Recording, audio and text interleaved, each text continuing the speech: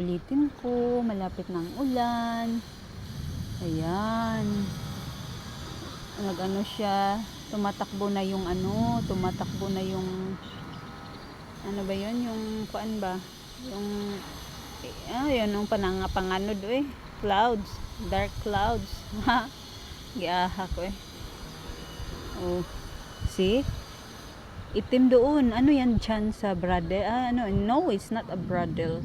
Bishan. Next station. Bishan. Yan. Bishan at saka Amokyo. Amokyo. Ewan ko ba? Magkalapit lang din yan di ba? Magkalapit lang yan. Yung hangin nandito na, napifeel ko yung hangin, nahangina na yung utak ko. It's a joke. Ay nako, dapat kasi pag nasa abroad ka lagi kang malakas, hindi mo yun ipapakita na ano ka, yung sickness, yung hindi matibay yung loob mo. Dapat talaga patibayin mo, hindi yung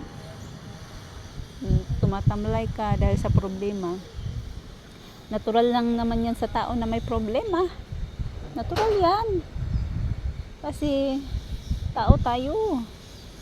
Kaya huwag tayo mag-isip ng masama.